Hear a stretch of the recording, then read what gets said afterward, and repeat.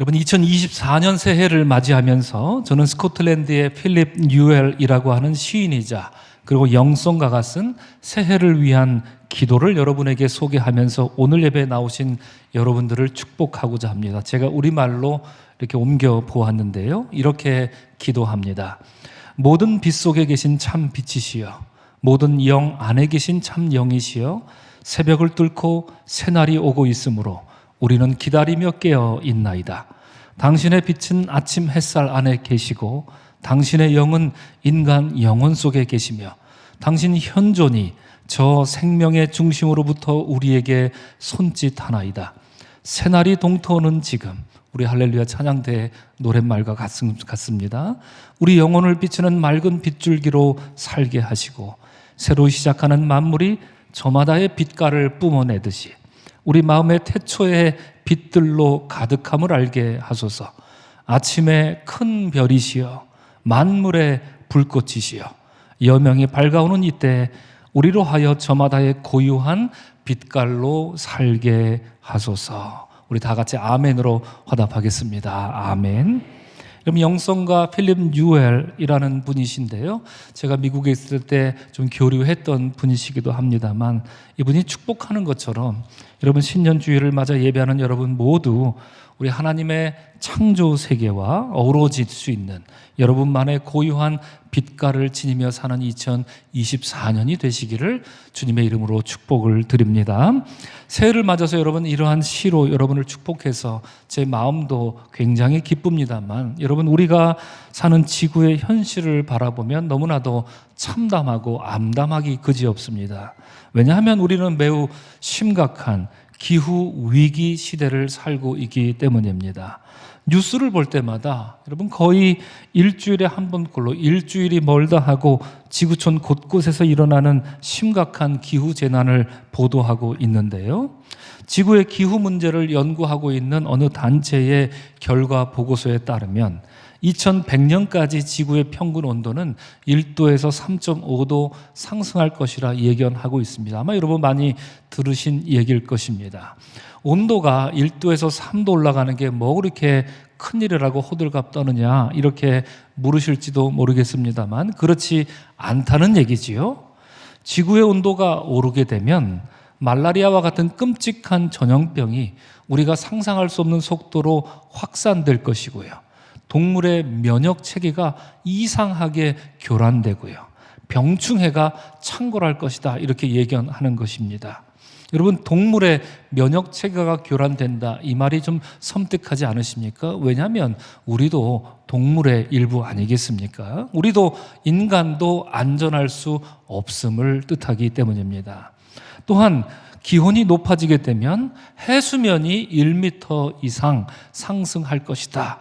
여러분 벌써 뉴스에서 동남아시아의 어느 나라 같은 경우에 해안 도시가 물에 잠겼다는 얘기를 심심치 않게 듣고 있는데요, 이렇게 되면 산호초의 99%가 멸종할 것이다 이렇게 분석합니다.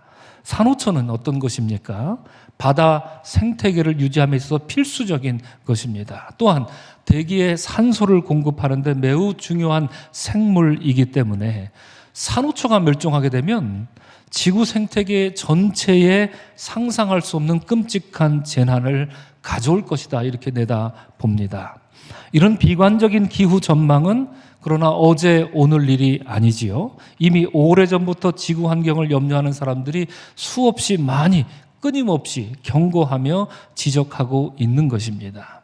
사실 여러분 지난 3년간 우리는 코로나 팬데믹을 경험했는데요, 이러한 문제가 얼마나 심각한 일인지 간접적으로가 아니라 우리는 직접적으로 경험한 사람들입니다. 눈에 보이지 않는, 볼 수도 없는, 보이지 않는 그 변이 바이러스의 출현으로 많은 사람들이 감염되어서 죽었습니다. 우리 주변에도 안타깝게 세상을 떠나신 분들이 많습니다. 그리고 국제사회가 일순간 마비됐습니다. 이로 인해 우리는 인간이 만들어 놓은 이 과학기술 문명이 얼마나 허망한 것인지 직접적으로 경험한 세대라 말할 수 있습니다. 그래서 작년 2023년 2월 기준으로 보면요, 여러분 전 세계 코로나19 누진 확진자 수가 대략 8억 명 정도 된다고 하고요.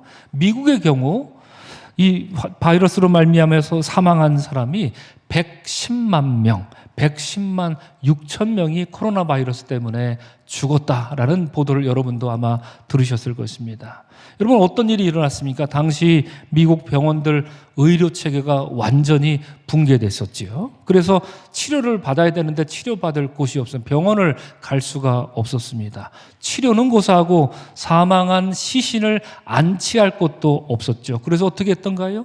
그렇게 사망한 시신들을 인근 사람이 살지 않는 무인도에 임시로 가매장하는 일도 어처구니 없는 일이 여러분 우리 지구촌의 최고의 선진국이라 할 수 있는 미국에서 벌어진 일이었습니다. 여러분, 시간이 조금 지났다고 벌써 우리는 다 지나고 다 잊고 살고 있지만 언제적 일입니까? 불과 2년 전 일입니다. 말하자면 오늘 예배드리는 우리는 이렇게 말할 수 있습니다. 저도 설교를 준비하면서 생각해보니 참 끔찍하던데, 우리는 여러분 그 끔찍한 재난에서 겨우 살아남은 생존자들이 지금 여기 모여 있는 것 아니겠습니까?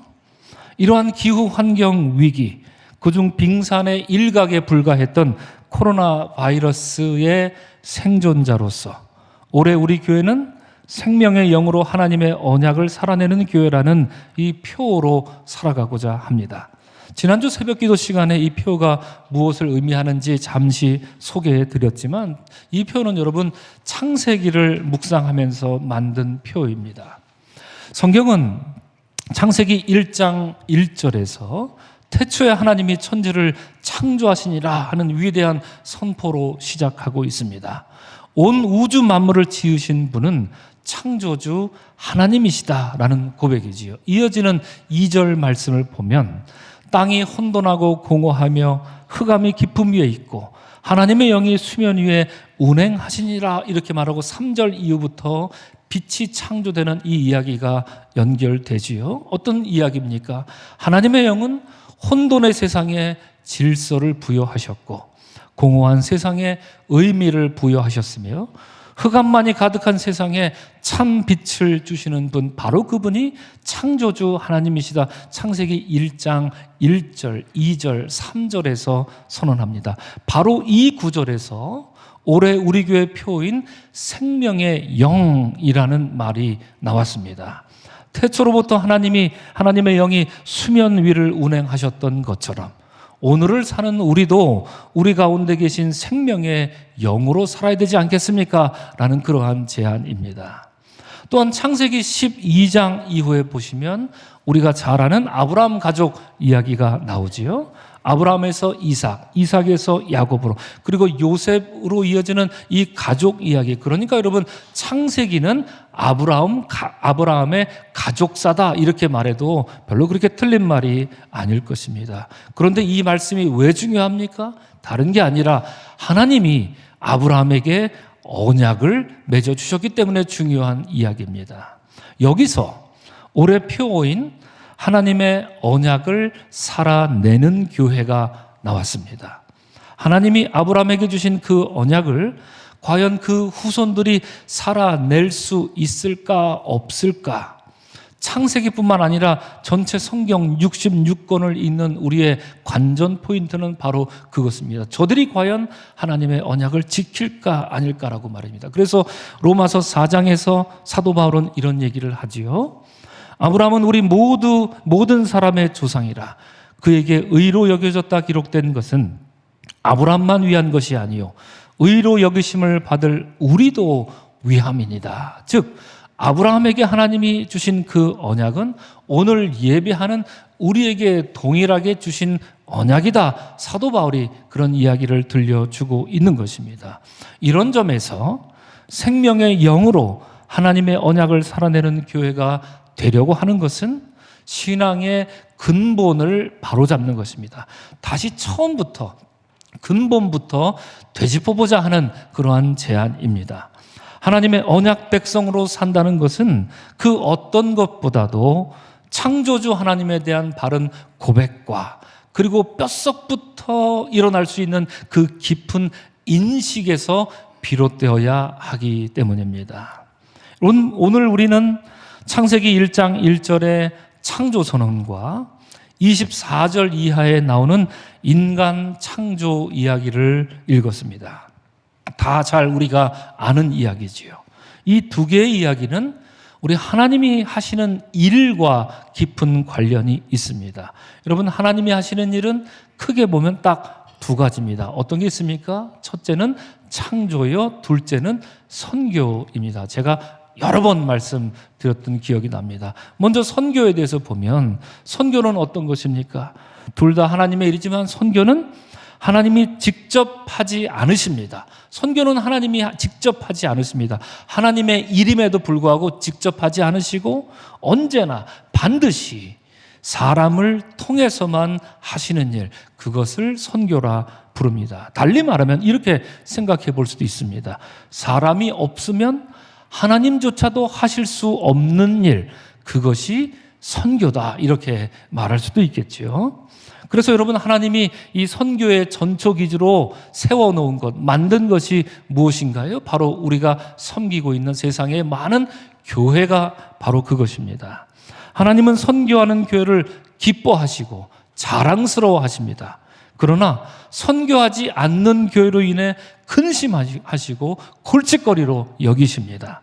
이런 점에서 우리 교회가, 또 한국 교회가, 세상 교회가 국내외 다양한 선교 현장에서 사역하는 분들을 후원하고 또 기도하는 일은 너무나 중요합니다. 왜냐하면 그렇게 함으로써 우리가 하나님 하시는 일에 동참할 수 있기 때문입니다. 두 번째로 하나님 하시는 일은 창조입니다. 창조는 하나님만 하실 수 있습니다.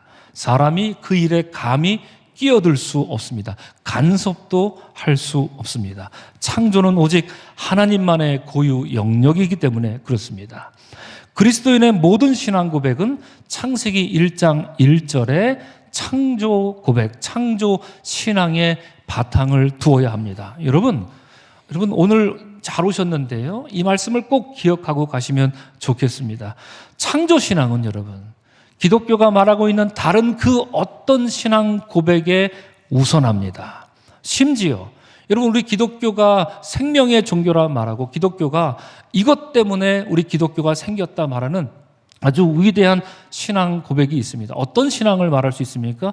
부활 신앙이 바로 오늘날 기독교를 존재하게 된 원인이, 이유가 되는 것 아닙니까? 그러나 기독교 교리 중에 핵심인 중에 핵심이라 할 수 있는 부활 신앙조차도 창조 신앙을 넘어설 수는 없습니다. 왜냐하면 예수 그리스도의 부활은 인간이 타락한 이후에 역사 속에서 이루어진 하나님의 구원 사건이지만, 창조신앙은 어떤 것입니까? 창조는 무엇입니까? 하나님의 창조는 우리 인간이 감히 상상조차 할 수 없는 태초에 행하신 일, 그것에 대한 우리의 고백이기 때문에 그렇습니다. 그러므로 그 어떤 신앙 고백도 창조신앙에 기반하지 않으면 반쪽짜리 신앙에 불과하거나 아니면 빈약하고 병약한 신앙이 될 공산이 매우 높습니다. 그렇다면 여러분, 창세기 1장에 나오는 이 창조신앙을 우리는 어떤 눈으로 보고 어떤 마음으로 읽어야 하겠습니까? 저는 크게 세 가지로 여러분들과 말씀을 나누고자 합니다. 첫째, 하나님이 창조주이심을 인정해야 합니다. 여러분, 우리는 모두 다 하나님이 창조주라는 거 인정합니다. 그러나 우리뿐만 아닙니다. 세상 사람도 뭐 조물주가 만들었겠지, 이렇게 고백하곤 합니다. 우리 다 같이 이 고백은 우리가 할 수 있습니다. 그러나 정말 하나님의 창조를 우리가 정말 뼛속부터 이렇게 고백할 수 있는가? 오늘 여러분들과 그런 이야기를 나누고 싶은데요. 여러분, 우리가 심심찮게 종종 사용하는 여러분 창조 경영이니 창조 경제니 뭐 이런 말들, 자기계발서 쓰는 나오는 그런 책들에 종종 나오는 말들이죠. 그러나 이런 말들은 원천적으로 성립되지 않습니다. 왜 그렇습니까? 거듭 강조하지만 창조는 오직 하나님만 하시는 일이기 때문입니다. 그래서 캐나다의 마르바 던이라는 영성가는 이렇게 지적합니다. 왜 인간은 어설픈 모방 행위, 우리에게서 나오지 않은 통찰, 인간의 하찮은 재주 등에 걸핏 하면 창조네 어쩌네, 창조성이네 어쩌네 하는 이런 말을 갖다 붙이면서 그 말을 그렇게 남용하는가, 이렇게 지적합니다. 따끔하게 꼬집은 말입니다. 인간은 창조할 수 없습니다. 그렇습니다. 성경은 창조는 오직 하나님의 행위인 것을 분명히 엄숙히 장엄하게 말합니다. 창세기 1장 1절을 제가 히브리어로 된 성경을 여러분들에게 보여드릴 텐데, 여러분 이 구조를 잘 보셔야 됩니다. 히브리 말은 이쪽으로 읽는 게 아니라 거꾸로 이렇게 읽습니다. 그래서 읽으면 이렇습니다. 베레시트 바라. 여러분 잘 보시면 그 첫 단어에, 여러분들이 보시기엔 그림처럼 보이시겠지만 그 그림 안에 점이 찍혀 있죠. 점이 찍혀 있는 건 다른 뜻이 아닙니다. 중요하니까 강조해서 읽으십시오, 이런 의미인데요. 그래서 베레시트 바라 엘로힘 에트, 하는 정관사 하 샤마인, 베트 하 에레츠, 이렇게 창세기 1장 1절은 말합니다. 그 뜻이 무슨 뜻입니까? 밑에 써놨지만 태초에 하나님이 천지를 창조하셨다, 이런 뜻입니다. 여러분 이 말씀 중에 두 번째 단어 바라라는 단어를 꼭 기억하시면 좋겠습니다. 본문에 창조하셨다는 말이 히브리어로 바라라고 되어 있습니다. 구약 성경에는 창조하다, 만들다, 이렇게 빚어내다라는 뜻의 단어가 최소한 3가지, 4가지 정도 이상 나오는데요. 첫째는 방금 본 바라라는 단어고요. 여러분 히브리 말, 제가 지금 말씀드리는 단어를 기억하실 필요는 전혀 없습니다. 둘째는 아사라는 말도 있고요. 그 다음에 세 번째로는 야차르, 이런 말도 있습니다. 그리고 몇 가지 더 창조하다, 만들다 이런 뜻이 있는데, 이 3가지 단어가 이사야서 45장에 보면 동시에 나옵니다. 하나님의 창조 행위에 나옵니다. 곧 나는 빛도 짓고, 이 말은 야차르라는 말입니다. 어둠도 창조하며, 이 말은 바라라는 히브리 말입니다. 나는 평안도 짓고, 이 말은 아사라는 말입니다. 환난도 창조하나니 바라, 나는 여호와라, 이 모든 일을 행하는 자니라 말하면서 앞서 말씀드린 창조를 나타내는 그런 단어들을 하나님 창조에서는 셋 다, 4가지 다, 모두 다 사용하고 있습니다. 그런데 여러분 구약 성경은 우리에게 말합니다. 아사나 야차르 이런 말은 사람이 뭔가를 만들 때 사용할 수 있습니다. 그러나 바라는 구약 성경에 보면 바라 동사는 사람이 행하는 일에 절대로 쓰지 않습니다. 바라 동사는 언제나 하나님에게만 사용합니다. 하나님의 창조 사역에만 사용하는 고유 동사입니다. 즉 구약 성경은 우리에게 엄히 말하는 것입니다. 태초에 일어난 창조 사건은 오직 하나님의 영역인 것을 인정하라, 너희 인간들이여, 이렇게 엄히 말씀하고 있는 것입니다. 이처럼 하나님의 창조를 우리가 인정할 수 있다면, 두 번째로 여러분, 우리 인간은 한낱 하나님의 피조물에 불과하다는 것을 또한 인정해야 합니다. 우리가 하나님의 피조물인 것 모르는 사람이 어디 있습니까? 그러나 우리가 정말 하나님의 피조물인 것을 인정하는 사람이라면 우리는 흙으로부터 왔으니 흙으로 다시 돌아갈 존재인 것을 깨닫고 인정하고, 이로써 우리는 겸손한 인간이 되어야 합니다. 다시 말하면 여러분, 우리가 만약 겸손하는 데 실패한다면 우리는 하나님 앞에 나는 당신의 피조물입니다, 이렇게 고백하는데 실패한 사람일지도 모릅니다. 허울 좋게 멋들어지게 고백은 잘할 수 있죠. 그러나 우리가 정말 겸손한 인간이 되는데 실패한다면 우리는 당신은 나의 창조주요, 나는 당신의 피조물입니다라는 이 정말로 중요한 이 고백에 실패하고 말지도 모릅니다. 오늘 본문 24절 이하로 보면 6째 날 하나님은 사람을 만드십니다. 이 본문은 여러분 그동안 많은 오해를 일으켰던 본문, 대표적인 본문입니다. 27절 보면 여러분 하나님이 우리를 창조하시는데 무엇에 따라 창조하시지요? 하나님의 형상대로 창조하십니다. 문제는 28절이지요. 그런 인간들에게 하나님은 생육하고 번성하여 땅에 충만하라, 여기까지는 좋습니다. 그런데 땅을 정복하라 말씀하신 것을 인간은 오해했습니다. 이런 이유로 불행하게도 안타깝게도 그동안 인간은 마치 자기가 지구의 주인인 것처럼 제멋대로 행동해 왔습니다.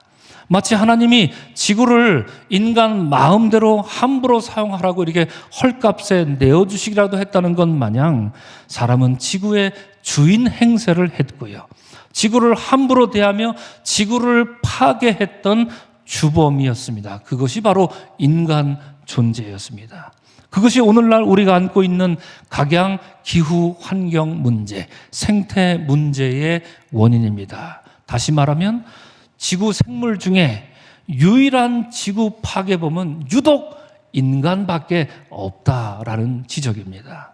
이에 관해서 독일의 신학자 위르겐 몰트만은 매우 중요한 지적을 합니다. 세계를 지배하는 주인이 되려는 민족과 그 어떤 인종과 그 어떤 국가라 할지라도, 즉 사람이 세계를 지배하려고 드는 순간 결코 하나님의 형상을 이룰 수 없다. 오히려 그들은 무엇이 될 뿐이다? 괴물이 될 뿐이다. 이렇게 말합니다. 몰트만은 이어서 말합니다.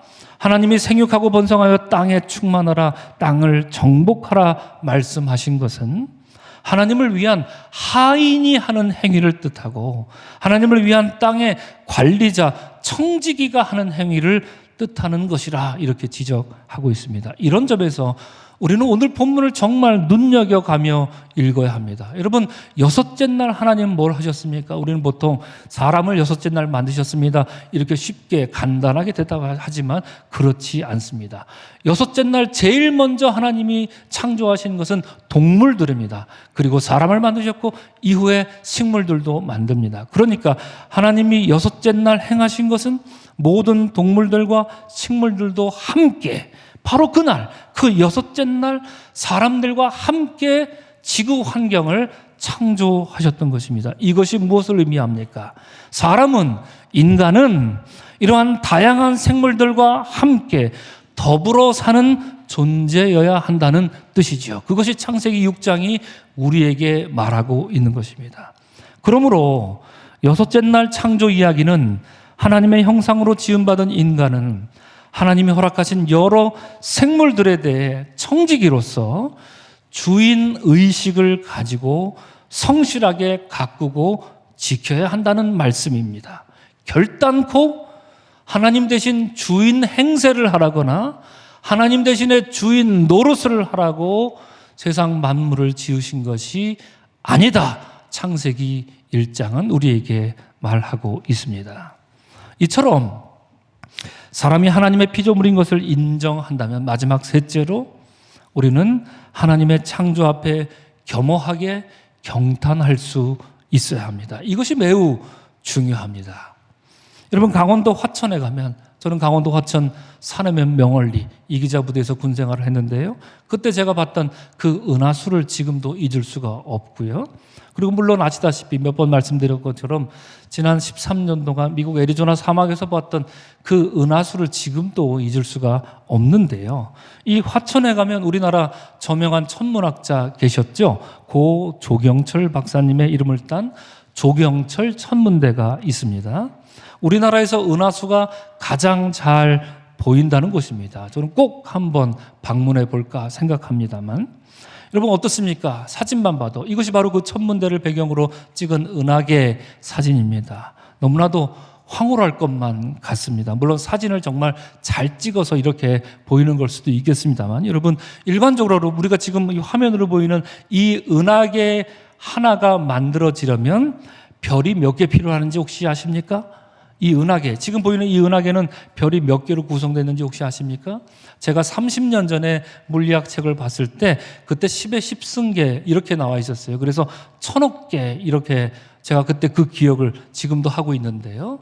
지난주일에 우리 박상필 장로님이 교정해 주셨습니다. 목사님, 30년 동안 별 수가 늘었습니다.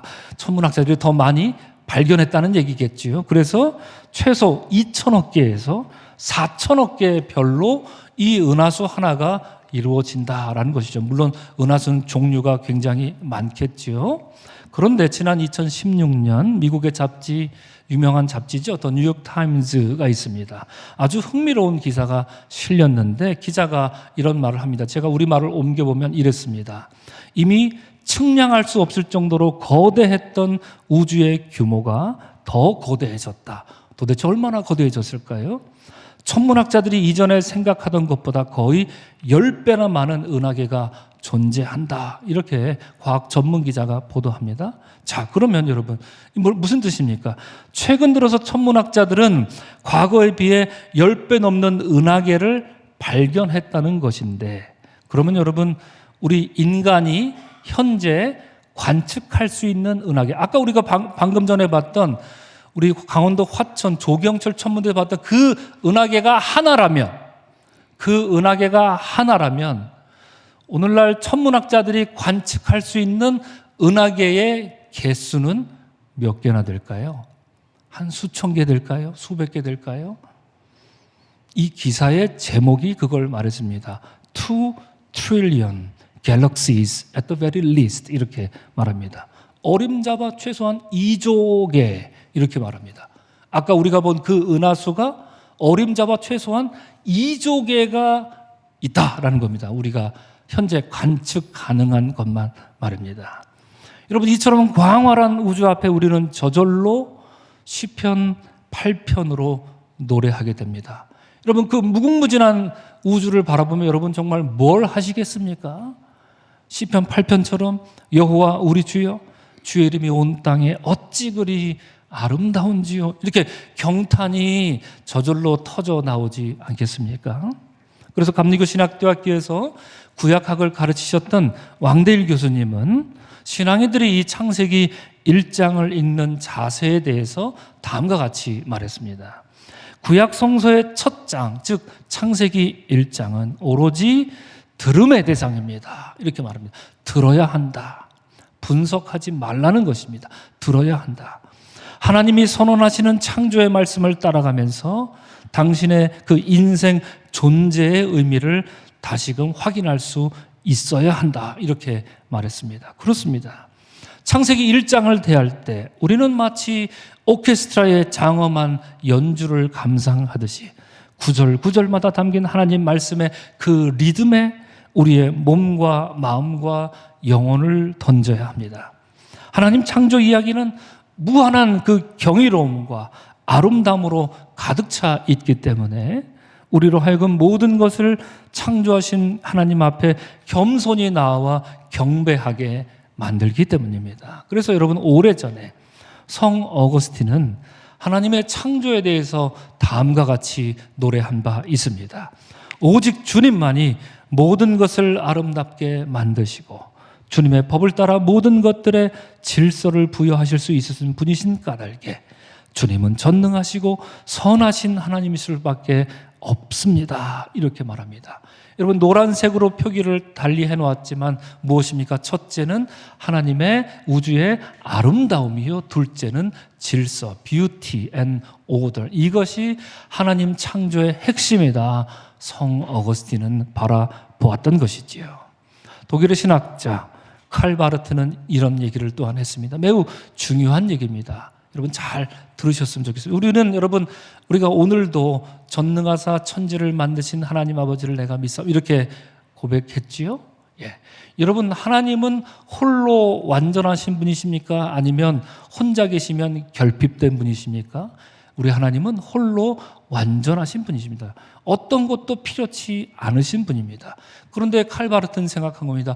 홀로 온전하신 하나님이신데 그분이 세상을 만드셨다는 겁니다. 혼자 계셔도 완전하고 완벽한데 그분이 여러분과 저처럼 사람을 만드시고 당신 곁에 두셨다는 얘기입니다. 이걸 도대체 어떻게 설명해야 되느냐? 칼바르트는 그걸 고민한 겁니다. 그래서 이런 얘기를 하지요. 홀로 완전하신 하나님이 자신을 향해서만 홀로 존재하려 하지 않으시고 오히려 그분 곁에 우리를 존재하게 하셨다. 창조는 은혜다. 우리는 이 명제 앞에서 경외하고 그리고 경악하고 감사하면서 가장 큰 사랑과 함께 멈춰 서야 한다. 그리고 우리는 이렇게 말해야 됩니다. 여러분, 내가 존재할 수 있다니, 아니 나 같은 인간이 존재하고 있다니. 여러분, 우리가 이 세상에 이 존재하고 있는 것만으로도 이 얼마나 커다란, 이해할 수 없는 일이겠습니까? 세계가 존재할 수 있다니. 칼바르트는 이렇게 경탄하고 있는 것입니다. 사랑하는 성도 여러분, 오늘 우리는 창세기 1장의 말씀을 통해서 하나님의 창조에 대해 잠시 나누었습니다. 올해 우리 교회 표 생명의 영으로 하나님의 언약을 살아내는 교회의 그 의미도 잠시 여러분들에게 소개를 해드렸습니다. 이를 위해 저는 3가지를 말씀드렸습니다. 첫째, 하나님이 우리의 창조주이심을 온전히 말이 아니라 삶으로 고백해야 한다는 것. 둘째, 우리 인간은 하나님의 피조물에 불과하다는 것을 역시 말이 아니라 허울 좋은 그런 미사옥구가 아니라 겸손한 삶으로 이것을 고백해야 한다는 것. 이로써 셋째, 우리 인간은 하나님의 창조 앞에 겸허히 단지 경탄할 수밖에 없는 존재라. 이렇게 3가지를 말씀드렸습니다. 먼저 이러한 창조 신앙이 우리 신앙에 올바로 세워지고 그것이 바탕이 되고 그 위에 언약 신앙이 덧붙여져서 살아나갈 때 비로소 하나님이 원하시는 참된 신앙, 하나님이 원하시는 참된 교회의 모습을 갖추어 나갈 수 있을 것입니다. 이러한 인식은 오늘날 우리가 겪고 있는 지구 환경 문제로 인해 더욱 절실하기만 합니다. 우리가 하나님의 창조를 온전히 찬양하고 우리 삶의 변화를 가져오는 것은 단지 여러분 신앙 차원의 문제가 아니라 오늘 이 시대를 사는 우리들에게 이러한 고백은, 이러한 신앙의 변화는 생존의 문제가 되었기 때문입니다. 이대로 가다가는 하나님의 창조가 인간의 손에 의해 완전히 무너져 버릴 그런 위기의 시대를 우리는 살아가고 있기 때문입니다. 여러분, 오늘 설교를 마치면서 마지막으로 이미지를 하나 여러분들과 나누고 말씀을 마치고자 합니다. 여러분, 화면에 나오는 이미지 많이 보셨죠? 보신 분들도 많이 있으리라 생각합니다. 이 사진은 미국 우주항공국 나사가 우주 탐사선 이름이 무엇입니까? 보이저호 1호죠. 언제 발사했죠? 1977년에 발사해서 지금도 우주에 나가 있죠. 그 보이저호가 1990년 2월 14일에 태양계 저 멀리 해왕성을 지나고 있을 때 이 연구에 참여한 미국의 저 유명한 천문학자 칼 세이건이 제안을 했습니다. 카메라 방향을 돌리십시오. 이렇게 제안을 했던 거예요. 저 우주 태양계 바깥으로 나가던 그 카메라 방향을 돌리십시오. 그래서 카메라 방향을 돌렸습니다. 많은 사람들이 반대했지만 결국 카메라 방향을 돌렸습니다. 그리고 태양계에 있는 모든 행성을 찍었습니다. 수금지와 목도 천해명을 찍었습니다. 그 중에 지금 화면에 나와 있는 저 동글뱅이 안에 들어가 있는 저 점, 이것이 무엇일까요? 이것이 지구였다는 얘기죠. 이 사진을 찍고 나서 이 칼 세이건, 시카고 대학의 저 유명한 천문학자 칼 세이건은 그의 책 창백한 푸른 점에 이런 이야기를 하고 있습니다. 제가 갖고 있는 책이 오래된 번역판이라 번역이 좀 엉성해서 제가 조금 수정을 했습니다만 이런 얘기를 합니다. 여러분, 이 빛나는 점을 보십시오. 이 점이 우리 집이고 우리 자신입니다. 지구는 광대한 우주의 무대 속에서 하나의 극히 작은 무대에 지나지 않습니다. 지구는 우주의 어둠에 둘러싸인 외로운 티끌 하나에 불과합니다. 이 사진은 우리가 서로 더 친절하게 대하고 우리가 아는 유일한 고향인 이 창백한 푸른 점을 보존하고 소중히 가꿀 책임이 바로 우리에게 있음을 말해줍니다. 이렇게 그의 책에 쓰고 있습니다. 사랑하는 성도 여러분, 한 천문학자, 위대한 천문학자의 말이었지만 하나님의 창조에 비추어 볼 때 우리에게 시사하는 바가 너무나도 큽니다. 하나님은 끝없이 펼쳐진 우주를 창조하신 분이시며 현재까지 드러난 바, 여러분 어떻습니까? 이 광활한 우주에 하나님의 형상대로 지음받은 존재는 현재까지 알려진 바로는 오직 인간밖에 없습니다.